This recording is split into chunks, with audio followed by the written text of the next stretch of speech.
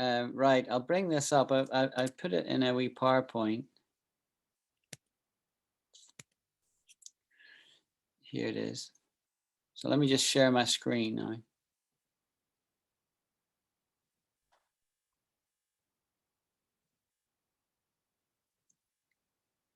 Can you read that?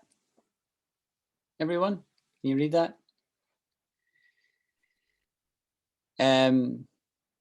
So I noticed this in one of the other groups I was on, and somebody had put it out. So I thought, oh, that's quite good. I'll share it with you guys. And quite a few of you have answered it already, and got it correct.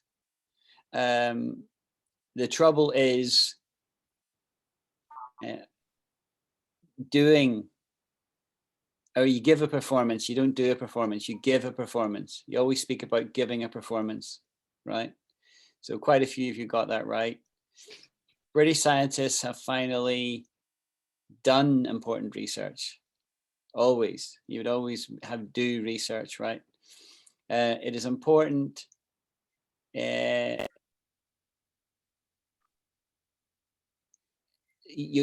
speak about making a good impression, right? So it's make here rather than do. But actually, I pointed out to the author of this, he didn't get it quite right because I don't think he didn't use the word good. And you would never speak about a first impression really without saying making a good first impression. I tend to fall back to speaking too quickly. So if I'm speaking too quickly for people, like wave at me, tell me to slow down, and I'll slow down, okay?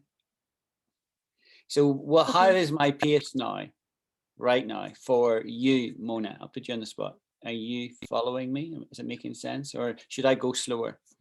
No problem, I go slower. Thank you, teacher. Is the pace good? Is the pace okay? Hey, pace, yes. Okay. Do ask me to repeat. Like, it's no problem. Okay. Thank you. Now we have a wee quaint saying here, which is, you don't get a second chance to make a good first impression. Okay. See that? You don't get a second chance to make a good first impression. Yes. Which I like. I remembered that. I remember somebody saying that once, and I thought, that's a nice little adage to remember, right? So, like when you meet people for the first time, you want to make a good impression with them because that's what they remember. It says the coach here. It said couch error again. That was a mistake in the original, which I got fixed. It's the coach give us instructions, right? You always give instructions. So well done, everybody who got that one right. And then number 5, Rob's dad always lived in the countryside. You don't live in nature, right? He doesn't like big cities. Nature is one of those words that is, we call it overloaded. And what we mean by that is it's a technical term. It means different things in different contexts. So you can speak about nature as in the natural world, you know, flowers, plants, flora, fauna, all of that. We speak about that. That's nature, right? But you can also speak about a person's nature, right? You can speak about their nature could be introverted, right? Or extroverted, or aggressive, or calm. Yeah. So we use nature in different ways. That child has a difficult nature. We would say that child has a difficult nature if they're hard to control. or she's good-natured, right? She's sort of a good sort of person. The word countryside is interesting as well, in that in Britain, in the UK, we say countryside as opposed to the city, right? So I live in pretty much the countryside, not the city. In question, yeah, Lorena, go ahead. I have a question. Can you say that you live in the outskirts of a city? Outskirts. I'll write How do it you up. pronounce it? Yeah, I'll write it up and I'll pronounce it right. It's the outskirts. Can you all read that? Is that big enough for people to read? Can they read the screen? Yeah, yes. Yeah. Elham saying yes. I can make it bigger, probably. Yeah, so the outskirts of a city is the border of city. Make sense? Good morning. Sorry. Hi, Io. No, you're very welcome. Good morning, everybody. You're very welcome. Thank you. You're very welcome. Thank you so much. Thank you, teacher. Yeah, no problem. But I will make you aware, there is one later on tonight that I'm doing at 11 p.m. my time. It was designed specifically for you guys in the Americas, right? So I'm doing 2 today. So you've got a choice. You can either do this one if you're free, or you can join the one later. I don't know who's going to join the one later anyway. I think there was a couple of people who voted. You were one of the ones that voted for the evening time, wasn't it? I think you did. But anyway, you're welcome. So we're just talking about the wee quiz that I sent out a few minutes ago this afternoon.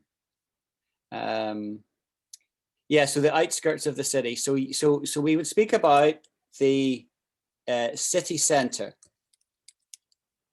is what we would say, right? In America, they talk about this, downtown. I'm going downtown, which is the very heart of the city. But we wouldn't say downtown here so much. We wouldn't say that so much. We would say, I'm going into the city, I'm going into the city center. And when you're leaving the city, we would say you would travel through the outskirts into the countryside.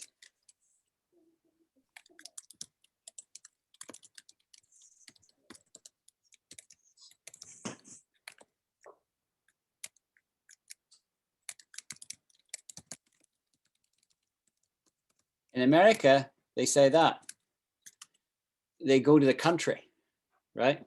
It's a wee bit different. See that? Yeah. They go to the country. Right. Well, that's the quiz. That's the quiz answered.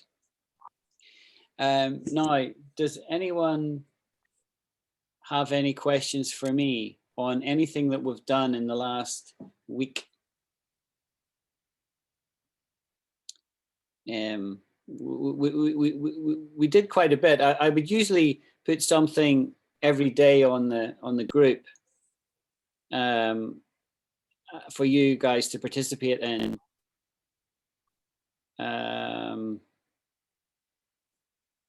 So is there anything that I've said in the last little while that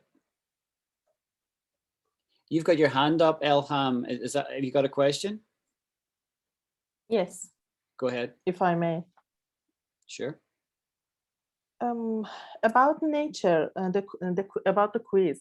If someone has left the city and is living in something like jungles or forests, couldn't we say nature? We would say, good question. We would say that it's Elham that does it. Elham is living close to nature. Close to nature.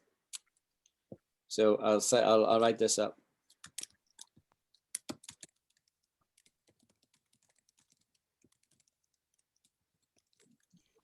we would always say close to nature. You'd never say living in nature. We would say Elham is living in the countryside. In the country or countryside. You live in the country or in the countryside or close to nature, but never in nature. Yeah, we could say Elham is interested in nature. And this nature means the trees and you know, things like that. Yeah. Yeah. Exactly. We could also say Elham is fascinated by nature. So that's a similar word to interest, but the level is much stronger, right? We could say Elham is obsessed by nature, right? Which means, right? I'm getting stronger in the words here. I think I thought of another one, right? Is fanatical. There you go. Right. So interested is, no, and there's one below that, right? I could say this. Elham is curious about nature, right? So what we're doing here is we're expressing interest in various levels. So if I'm a little bit interested, I'm curious. So since I started this little gig here, there's a good wee word I used already, a little gig. I'll come back to that one. Since I started this little gig a couple of weeks ago, literally it's only a couple of weeks, I had no interest in Iran. Honestly speaking, I had no real knowledge of it and no interest, and I didn't know anybody from Iran, right? And I also, the prospects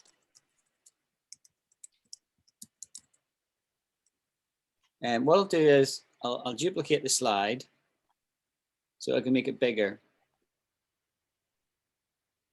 And then I'll get rid of all this stuff, make it bigger. So if you've got a laptop, you should be able to see it nice and big. If you're only on your phone, you won't see it quite as clearly. So the prospects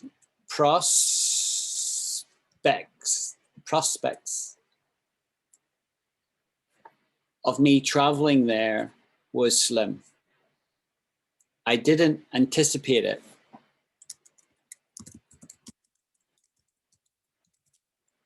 I didn't anticipate that I would ever go to Iran. Okay, we'll come back to those words in a minute. But going back to the start word here, but since I met all you guys and started talking to you, I got curious. So Alan got curious about Iran.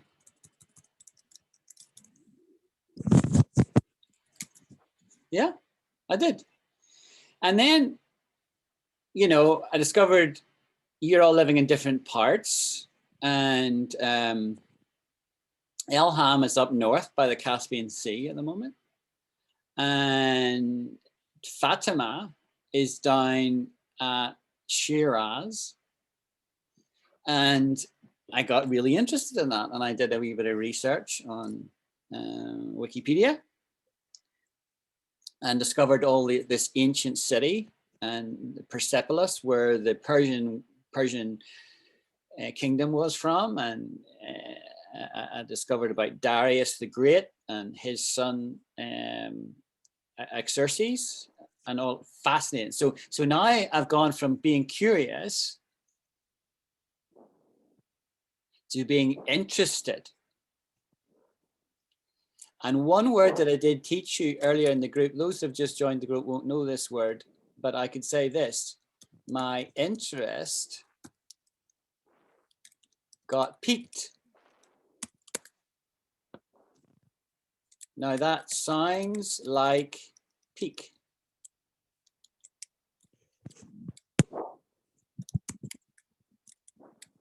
Okay. And the uninitiated right at this peak and peak, right? It sounds like peak. Is it maybe a French word? I don't know. But we say this in Britain. His interest got piqued, which means got aroused, you know, kind of thing. So my interest got piqued. Now, if I get more into it, then I would become fascinated. Fascinated. I'll say it really slow. Fascinated. Do you guys help me out here by telling me, do you know that word already? Fascinated. Or is that a completely new word to you guys? EO. Yeah, I knew it. It's like attractive, Attractive? very attractive. Yeah. We would use attractive with respect to people more than subjects. She's an attractive woman. Or we would say handsome if it was male. We would say he is handsome for a male. If we were commenting on a female, we would say she is attractive or beautiful, right? But we wouldn't say a man is beautiful, or you could say he's attractive, but only a female would say that. I'll not go any further than that, given the large cultural disparity that we have on the call here, because I don't know what's appropriate to say in different cultures. So disparity is a good word. I'll come back to that. Now, so where were we? Right. So I was saying fascinated, and Elham suggested, is that mean like attractive? Sort of. But if I'm fascinated, you would say it about a subject, like I could say it about a country. I could say it about a language. I'm really quite interested in a language. I am very interested right now in learning Spanish, right? This is the reason I joined this app. And I discovered only yesterday or the day before that the frequency of syllables in spoken Spanish is the second fastest in the world. That's interesting, isn't it? 8 syllables a second, apparently. Whereas the fastest is apparently Japanese. And English is way down there. We're number 7 or 8. We're quite slow by comparison. I was fascinated by that fact. I never knew that. Now I've got a couple of hands up. So Io, you go first, and then Lorena. Yes, teacher. So I have some questions about, so what are you saying? The first one is, I don't understand quite well what is the meaning of a little git. I don't know how to pronounce that. And in the other cases, if I can use, for example, instead attractive, a captative, maybe? Say that word again. Captative, I don't know if it is right.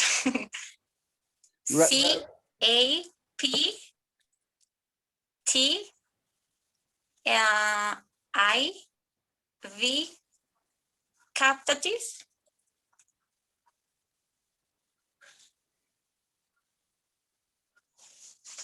Write it on Instead, the attractive, for example.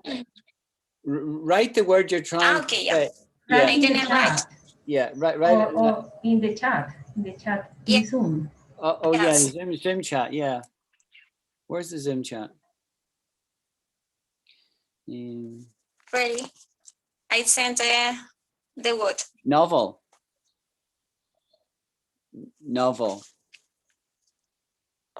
Yeah, the word you wrote there for everybody's benefit, I'll write it here, right, is novel.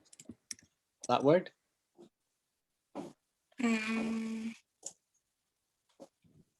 No, teacher. So, I mean, did so you you're explaining, yes, you're explaining to us that, so when we can use, for example, attractive, yeah? Yeah. Instead fascinating, for example, that is like a other possibility.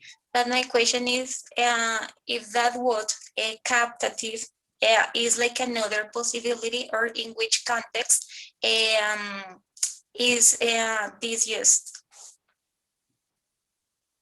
Yeah, okay, so I am struggling because I don't know what word you're using.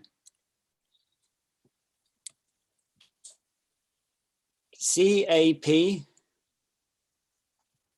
Spell it. Let's spell it. C-A-T? C-A-T? T? C-A-T? Yeah. T? Yeah. A?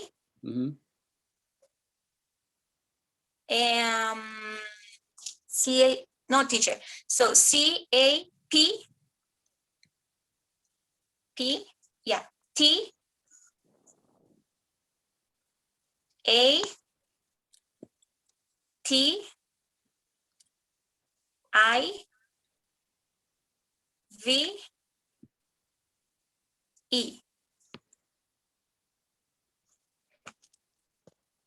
Ain't a word.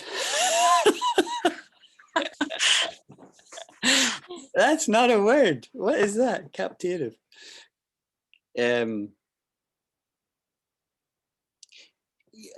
nearest word to that is captive.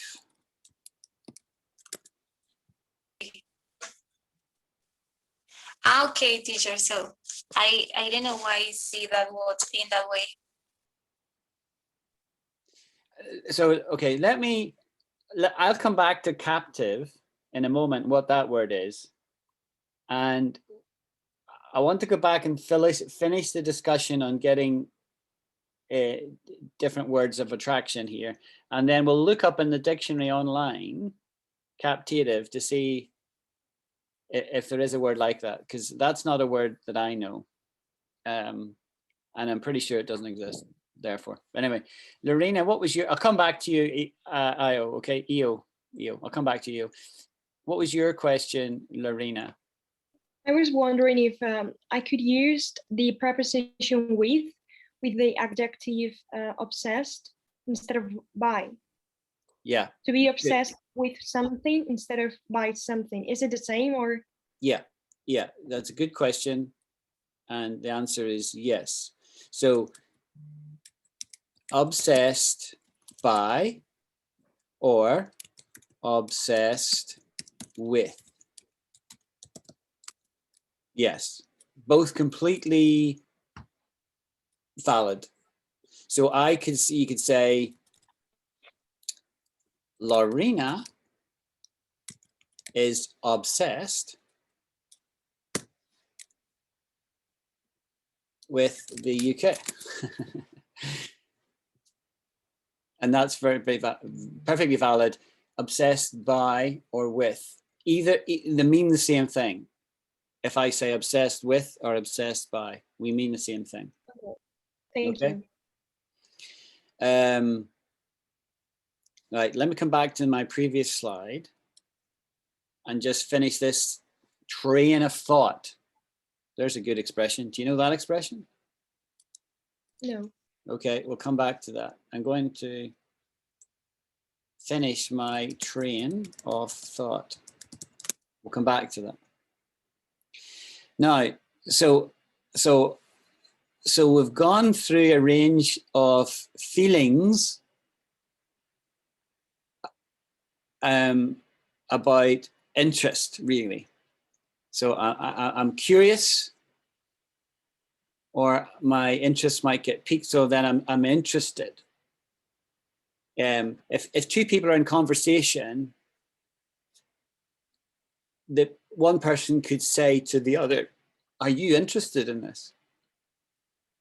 You know, so if one person yawned, we yawn when we're not interested.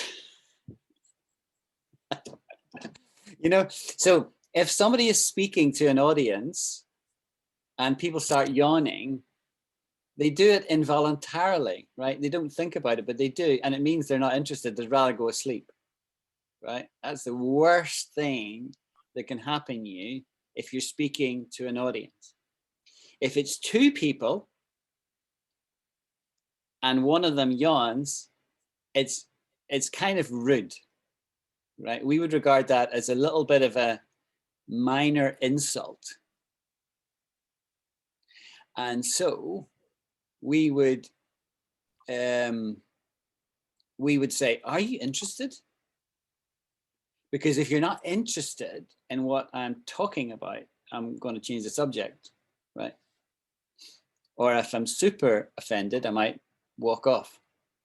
Yeah. So interested. So there's curiosity. I'm curious. And then I'm interested. And then there's fascinated, right? If I am fascinated, I am using my own time to research and gain knowledge and read Wikipedia because I'm fascinated. That's what fascinated means. And then beyond that, you would say somebody is obsessed, right? So if you become obsessed with something, the thing takes over your life. You can't think of anything else. And there's one thing beyond that, which is fanatical. Okay? And Winston Churchill made a very famous statement about a fanatic. He said, a fanatic, what is it? He ends with, he won't change the subject. Oh, a fanatic won't change his mind and can't change the subject.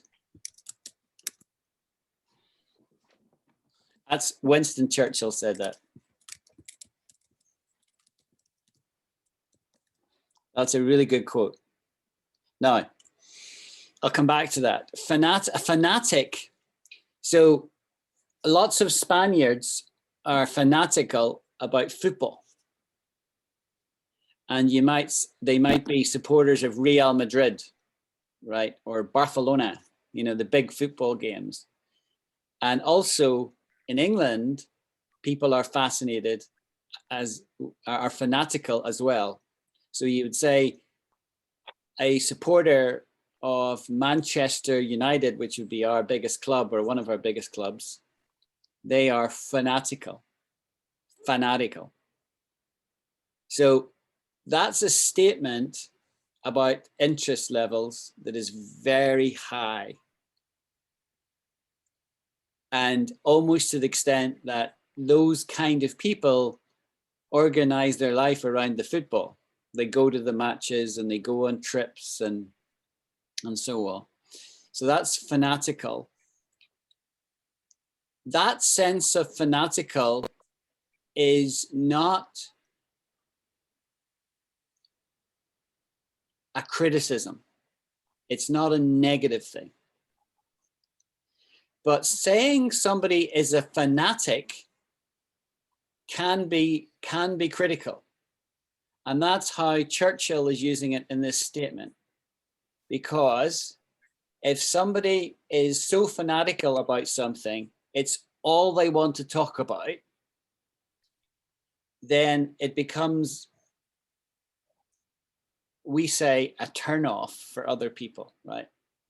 Because other people are not fanatical, and they don't want to hear about that one subject. So, for example, a current affair in Scotland is whether we should stay within the United Kingdom or if we should separate and become an independent nation and go back to the EU, right? This is a current, what we call a current affair, right? Current affairs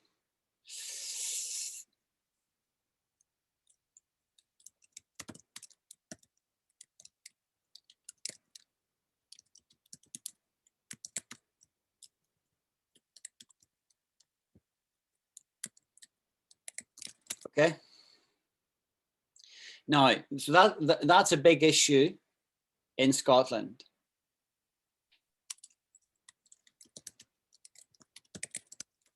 Back to that, that's also an expression, a big issue.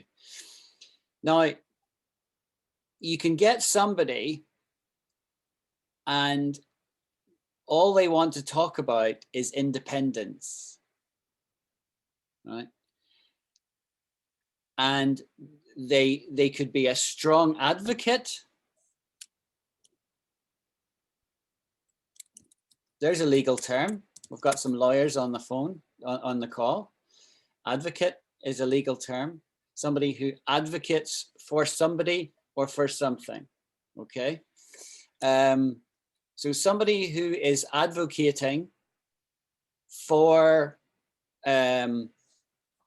something, you could say, you know, they're for it. They're for it. They're positive towards it. But if somebody is fanatical about it, it seems that they won't change their mind, right? They cannot conceive that there's any alternative but their way, and their way is right. That person is described as a fanatic in a negative sense. And so Churchill said in a quite a disparaging way, that's a really good word, disparaging.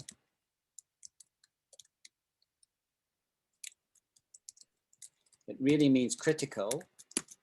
He said in a disparaging way that a fanatic won't change his mind and can't change the subject. See that? So that, what he just said there is what we would describe as a pithy quote, okay? It just really gets to the point really easily with a very few words. So it's pithy, a pithy quote. Okay, so I think we've dealt with now with these different levels of interest. Now I've noticed Elham's hand's gone up. So Elham. Yes, thank you. I have two questions. First one is if the fan club or fan word is coming from the root fanatical, and may I ask the second question? Yeah. I'm processing that question. Let's hear the answer. We use the word No, fan club. it doesn't. Sorry, let me answer that one before you go to your next one. No, Okay, it doesn't. okay. It comes from, well, does it? Yeah, it does. Fanatic. The fans. I think it does. I think you're right. Yeah, it must do. Yeah. Yeah, thank you. And the other question is a fanatic person like a biased person? Yeah, right. So good, really, really good question. So the question was, is a fanatic a biased person? Okay, question. And the answer to that is, I'm going to use another expression here. You betcha. You betcha. Which means absolutely. Absolutely. No. it's important to understand bias because there's a huge difference between bias and fanatic. Bias comes from the idea of being slightly askew on something. And has anybody seen the game bowling? Bowling, where you bowl on a green. And it's normally played in the UK, it's played by old people, old men and old women when they're retired and they don't play tennis or run or anything, but they play bowls. And bowls is played with balls that are kind of heavy. And you roll the ball on the lawn, but the bowls are biased and they don't run true. They run sideways. There's a weight in one side of the bowl. And so it rolls in a curve. And so you have to have an eye to think, what direction do I roll the ball? And you're trying to hit a little ball in the distance. Can't remember the name of that ball. And so the bowling ball is biased, right? Now, well, first of all, I'll stop. Is everything I've just said make sense? Give me a thumbs up, somebody. Yes, thank you, Ilham. Right. Now, we then use that concept in terms of people, mostly to do with their beliefs, right? Or their views, or their opinions. And we would say they are biased, right? So,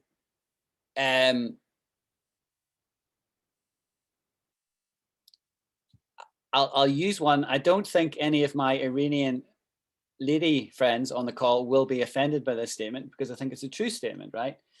Many would have the view that in Iran, some of the men folk are biased against women. It might be right, it might be wrong, but that's definitely an impression that we would have here in the West. Yeah. And what do I mean by that statement? It's not that they hate them or they don't like them, but they have a view against them, you see? And many cultures would have that as well, okay? And even in the West, which would have a much more libertarian view of the world, still, if you ask a woman for her opinion on that, she would say that that is often the case still here, but it would be better than maybe in other countries, okay? So that's a perfect example. Don't fall out with me if I've got that wrong, right? Because it's a perfect example of the word bias, how it would be used.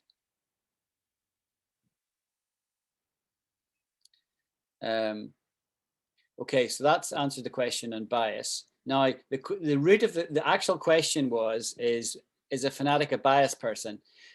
And I said, you betcha, because a fanatic is not just biased, but they're just totally, but the idea of bias is in a direction. It's that thought of, you know, so I could be for independence, or I could be for biased, because let's say I was born in England, say, and let's say I have family in England and I live in Scotland. Somebody could say to me, you want the Scotland to stay in the UK because of family ties.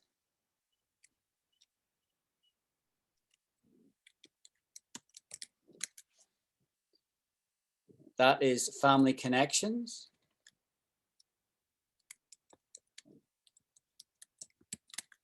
And so, Alan, you're biased,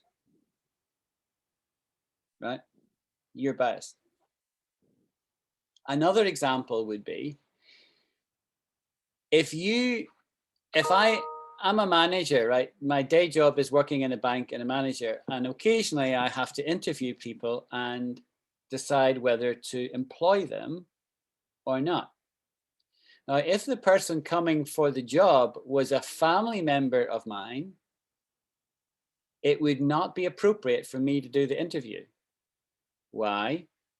Because I would be accused of being biased. See that? That is a prime example of how it would be used. I would be biased. Now, I might not be biased. I might say, I'm not biased, right? But the problem with that is that I would appear biased.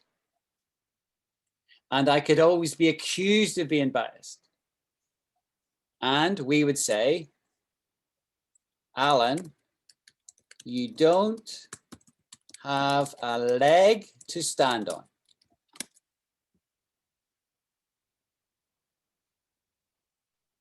Right?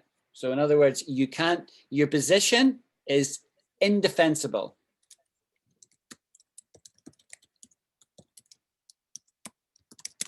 That is, I cannot defend it. If I had my day in court, I couldn't defend the position I took. And I would be accused, here's a big word that you might want to not ignore. You might want to ignore this one because you'll not come across it that much. But I would be accused of nepotism. And nepotism is where you're favoring your family, okay, in an unfair way. So what we'll do is we'll go back over the things that we've covered. There's no hands outstanding at the moment. We've dealt with interest. I'll cover the stuff I didn't cover that came up on the way through, right? I said, this little gig. And we would describe a gig, right? What's a gig? A gig is when a music group goes and performs, they are doing a gig. Okay? So I write this out. So a gig is a performance by a musical group.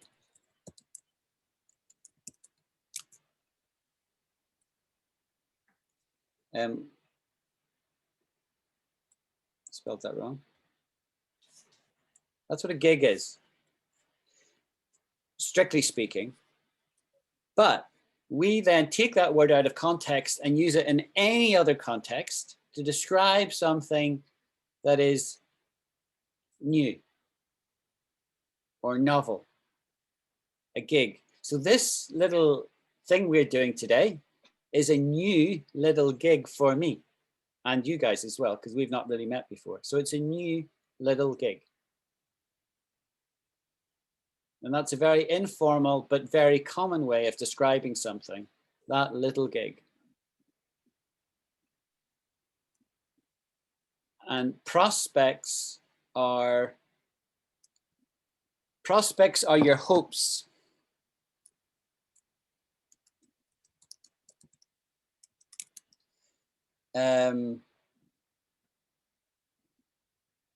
The prospects of getting a job in the current market are slim.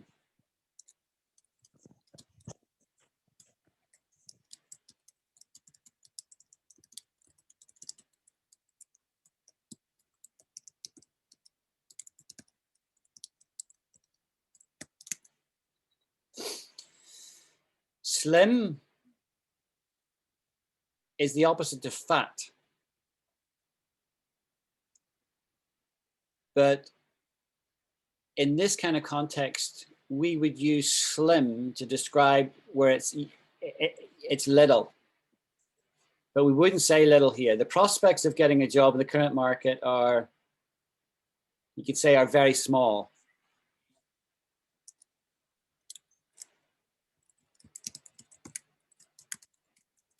but we would nearly always say slim in this context. Okay, so that's what prospects is. Is that clear? Does that make sense? Yep. Okay. Seeing nods. We dealt with this. Yeah, so we talked about attractive. You can talk about a car as being attractive. That's an attractive car. It's a Ferrari. It is an attractive car. Or we would say sexy. It's a sexy car, right? So we would often use words that are mostly associated with people, with things as well, if it's emotive. Yeah. You know, those high heels are attractive, say, right? About a male, we would say he is handsome. And a female, we would say she is attractive or she is beautiful. Hermosa. Yeah. Another word I used was disparity. This is not a common word, although everybody here would know what it meant. Disparity is where you have can't remember the reason I used it now, but it's where, right, it means a difference.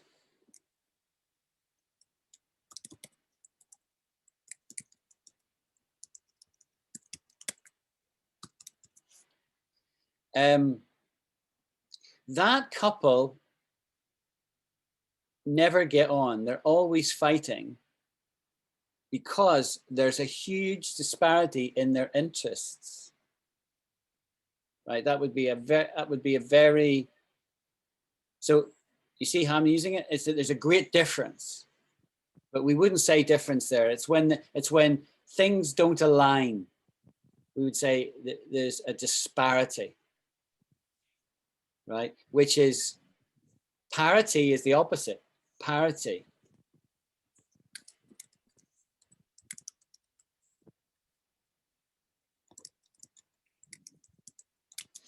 So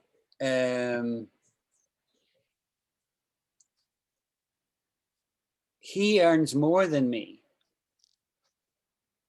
I can't wait till I get my promotion so that our salaries are on parity.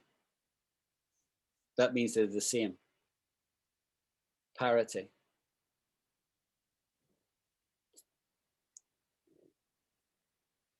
Then I said a little bit.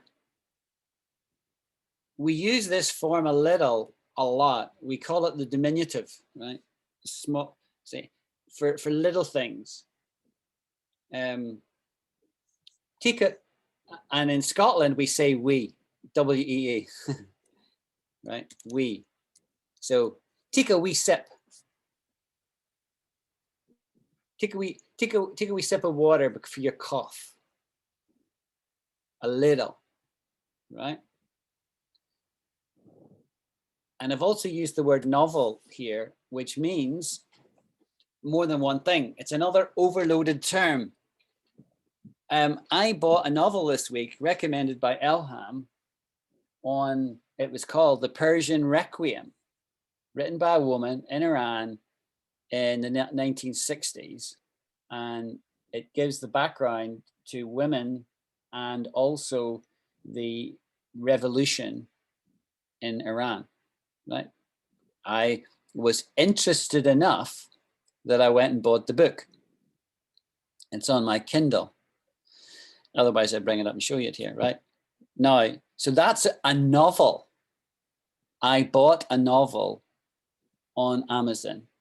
So a novel is a book, but it's a particular kind of book. It's a book that's a story, right? It's a novel, right? No, but the way I use the word is the different sense of that word. And there's only two really senses that I can think of that come to mind. Probably if you go to the dictionary, there's more meanings, but the other use of the word and the way I used it here was if something is new. And we would use it to describe, right? I'll put it here, right? It describes a book, right? Or it describes an idea. We would use it in the phrase, that's a novel idea. Very common, a novel idea. And that means it's new. We're using it in the sense of new. That's a brand new idea. So whoever came up with the idea for Hello Talk came up with a very novel idea. People hadn't thought of it before. It was a genuine innovation. Yeah, it's cool. Now we'll talk about captive, right? This word that Eo mentioned, captive, right?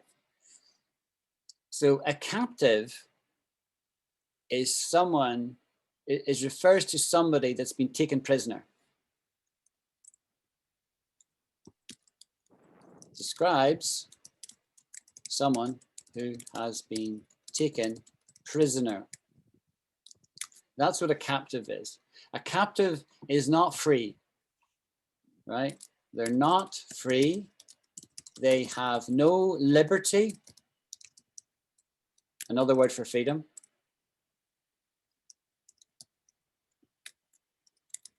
And they need to be, I'm going to use one of the most beautiful words in English. They need to be emancipated. That is a wonderful word. You should learn that word. Emancipated, right? Emancipated means free, right? So the black slaves that were taken to America in the 1700s,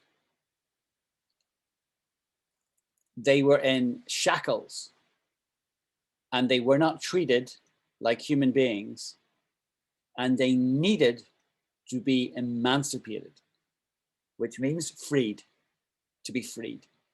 But it's a stronger word. It's like English uses additional words to say the same thing, but to say it with more force. Eo, you got a question? Yes, teacher, that I made a mistake because this was not the word that I referred to, because I made a mistake to the spelling. So basically the word was the word that you suggest that is captivate. Captivate. Now we're talking. Yeah. Yeah, teacher. And my question so is about that word. So if I can change, for example, Elham is fascinated by nature, or I can say also Elham is captivated by nature. So it's possible to use this word in this context, or in which context is used.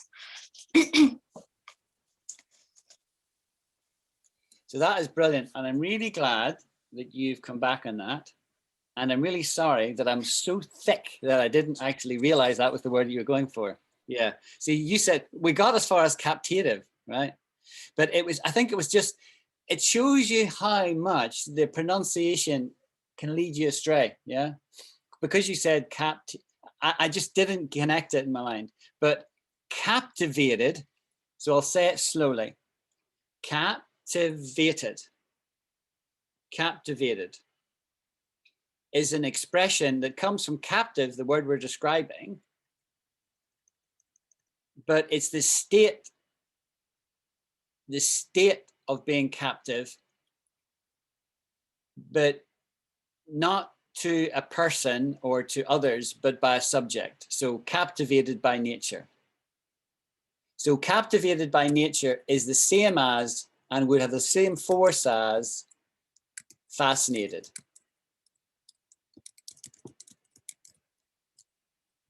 Excellent. Excellent interjection. Very good. Do you have another question, Eo? You've got your hand up still? Sorry. No, No, teacher. So I have to go because I have some classes with my students. Okay. But thank you so much for this time. Thank you. Thanks for joining. Bye. Goodbye for everybody. Bye. Thank you. Yo. Goodbye. Yo. So, I will not in the afternoon today, or yes? Because the Sorry? schedules 5 p.m. is for you and me. Yes, but Yeah. I will not be in the afternoon today, or yes? Today? Yes, I Again? can. I can. Yes, for today I can. But so I enter in this moment because I was like a free, but so I have to go now because I have some classes. Okay. In this school, for me, I here always work. My school, my schedule, sorry, is 5 p.m. But I don't know.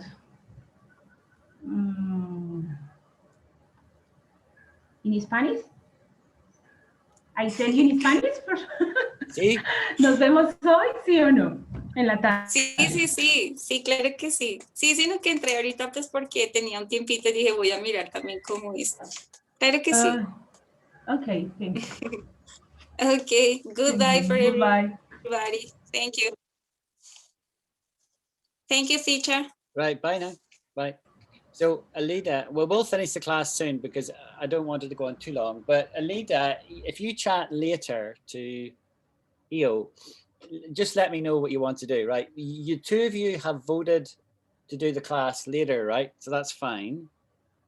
I made some fun of you here and saying that you guys are gluttons for punishment, right? Which is what we would describe you as, because it looked like you're voting to do 2 classes today, right? So we would call you gluttons for punishment. A glutton is somebody who eats too much. And we would say a glutton for punishment is somebody who's like voting to do something uncomfortable, right? So there you go. Anyway, because I've advertised it, I'm definitely going to open the call later at 11 p.m. UK time. And if you guys turn up, that's fine. And we'll have a smaller class. But others, like in Buenos Aires and different places like that, might join. So I'm definitely going to open the call. And only if nobody joins will I cancel it. All right? Because I think when I first conceived the idea of doing this, I didn't think anybody would join from Americas, because I figured this time is the middle of the day for you, right? So it's 11 a.m. or 12 o'clock or something. So I didn't think it would suit you. But anyway, we'll figure out to make sure that we can spend time with people in the Americas. And you guys can help me with my Spanish, because I didn't understand a word of the interaction that just took place. Okay, we'll withdraw to close there, folks, unless anyone has any remaining questions. Oh, here's a couple on this final slide here that I didn't realize I'd done, right? So I use this word train of thought. A train of thought is a line of thinking.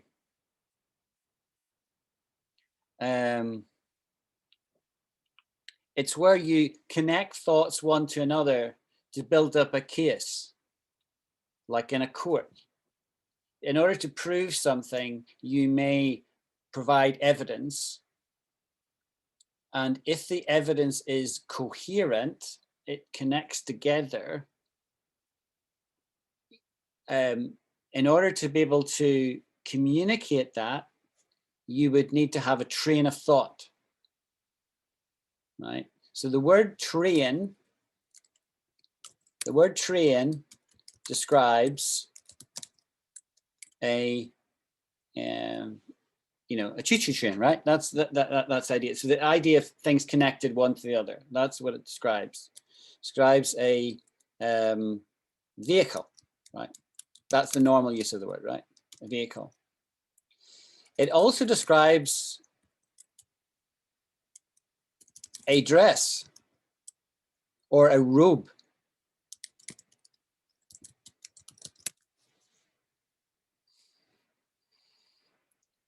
Right, so if you know, in a ceremonial context, the queen, if she was getting coronated at a coronation, she would wear a dress with a long train.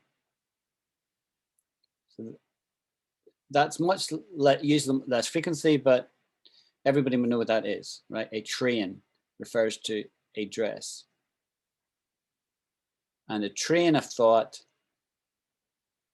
is a series of thoughts that hold together in some coherent way. Current affairs, we talked about that briefly, just describes anything to do with today's politics.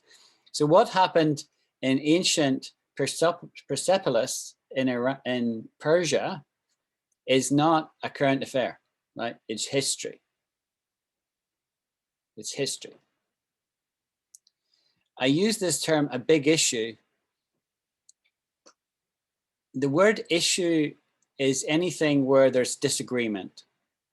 Right, it could be anything, right? There's an issue here about what we're having for dinner tonight. So it could be something very small and unimportant. But in general, the word issue is used to refer to big things, right? So there's an issue with the environment at the moment. Yes, an issue with the environment. And if we're describing something as a big issue, it's on the headlines, it's in the news. Yeah, it's a big issue. We dealt with advocate very briefly. You can have a person called an advocate, and they're like a lawyer in a court. But an advocate is a special role in that it's a very senior person whose job it is to act on behalf of somebody else to defend them. So I know that Mona likes me to use legal terms as much as possible, and so that is in Scotland, that is a legal term. It describes a person who is very well paid, who appears in court. And if I had murdered somebody and I needed somebody to defend me, I would need an advocate. I use the word disparaging as well, which means a critical comment. So it's a very strong word. You know, he made disparaging comments about the meal last night. It was quite rude of him, right? So I'm putting something down that is disparaging.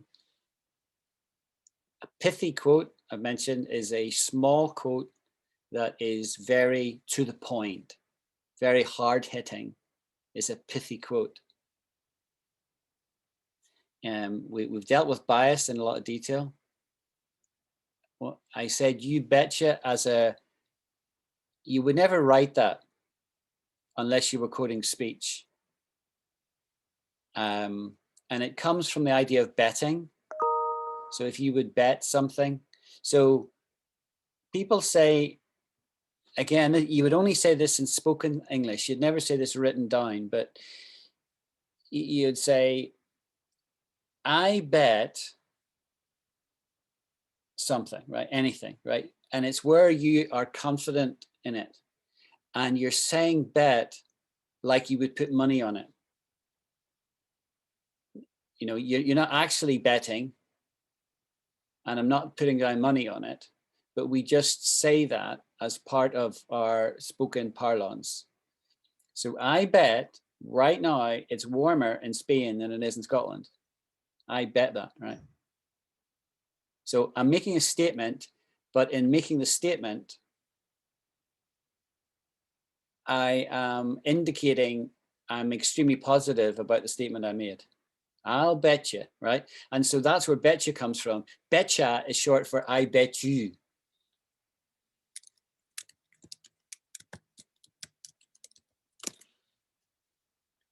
And so when I was asked the question, is fanatic a biased person? I said, I bet you, right? Which meant was it absolutely 100%, 110%.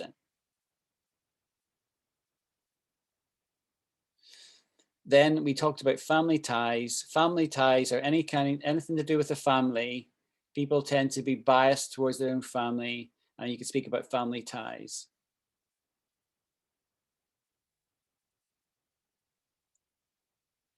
And I think I explained nepotism reasonably well earlier, where you have. So I'll define it here, and I'll share these slides on the forum. How's that? Right? I'll upload them so you can all see them. Nepotism is a bias to one's family or friends, people you know. And but it's not just anything to do with liking them or anything. It's the idea that you want to give them an unfair advantage. You want to give them an unfair advantage because of family ties or loyalty to friendship.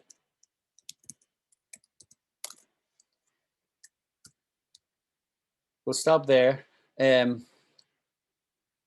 things. Is this okay? Was this useful? There wasn't a huge amount of plan today. I would fail my teaching exams because I had no real plan. We just sort of talked and covered subjects. Was it helpful? Was it useful? And was the pace okay? And if you don't want to speak now, if you're feeling introverted and just want to chat to me in private, just send me a text as well. You can do that, or you can say something here. I think the lesson was very useful. Yeah, I think it was very, very useful because when you try to explain something, you always come up with, you come across with other words that are very useful to learn. Yeah.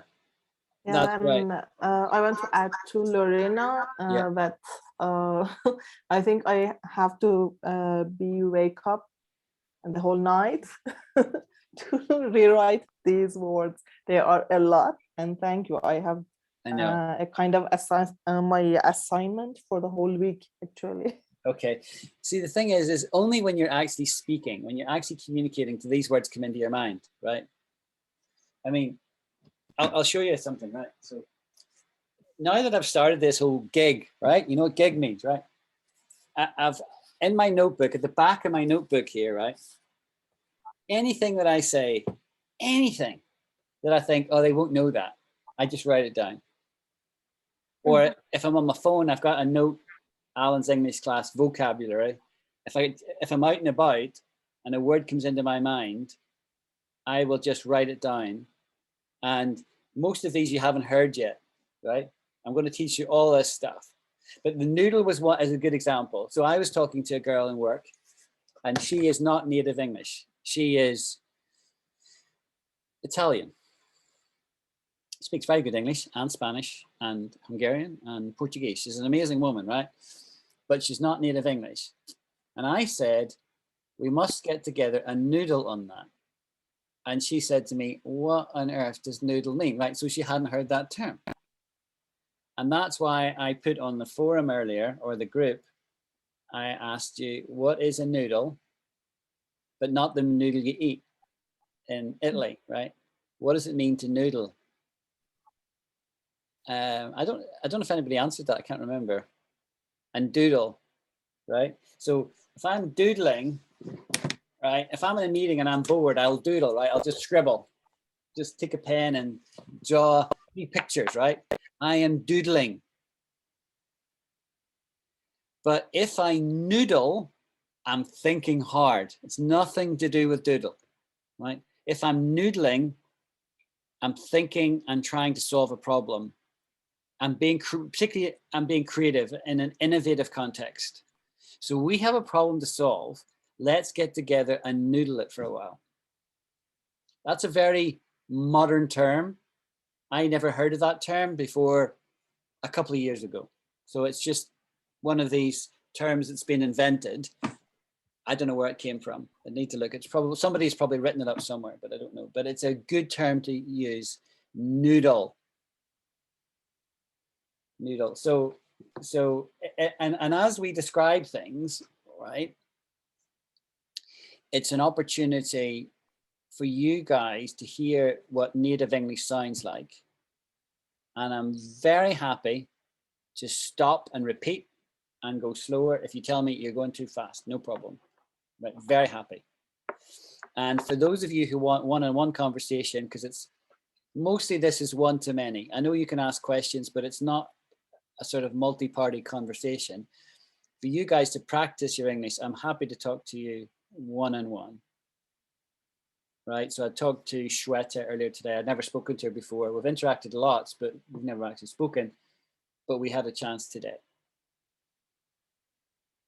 Mona, you've got a question. You're on mute.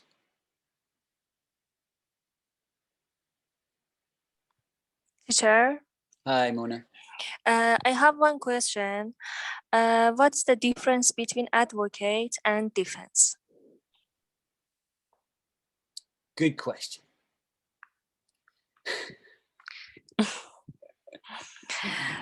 Yeah. I don't know. I don't. There's similar meanings to the lay person, the non-legal head here. They're kind of similar. Okay. Okay. I want to say, but I don't know if this is right. So I'll do some research and I'll put an answer on the forum when I know the absolute definitive answer, right? But I want to say that advocacy has got to do with people. So I would need an advocate if I had a, right? But if it's to do with an issue, you would say, Alan is an advocate for something. Okay. Yeah. But you could also use defense as well in the sense that, can you defend your position, Alan? You're a unionist. You want Scotland to stay as part of the United Kingdom. What's your defense of that? Because it means that we have less say in the governing of our country. So what's your defense of that? So I'm defending a cause, I'm defending a reason. But if I was to do with a person, I think I'd want to use the word advocate. But let me actually look up the definition and come back with a categoric answer. I don't want to mislead you there because I don't really know. I just don't know the answer to that question. It's a really good question, Mona. Thank you, teacher. I will be able to find the answer online, but if I didn't, I've got lots of lawyer friends. You being one of them, so I can ask one of my Scottish lawyer friends. I've got one who's a QC. A QC is a Queen's Counsel, and that would be the most senior lawyer you could get in the UK. Would be a QC, Queen's Counsel. That's very, very, very high. You know, one below a judge. You've got judges and QCs, but they would be kind of be on a par, really, in terms of the level. Okay, I can talk for a long time, but we'll draw it to a close here. Okay, and I will be doing a session later on. So Alida, you can join that if you want. If you're a glutton for punishment and want more, any suggestions through the week on questions you have, like just pile them up, send it to me in advance, or just bring them to the lesson, whichever way you want. Okay. Thank you very much. All right then. Thank you. See you. Thank you, teacher. Thank you. Thank you so much. Thank you. Excellent. Excellent class. Thank you for this opportunity. Good evening to everybody. Yeah. Thank you, teacher. Bye now. Bye.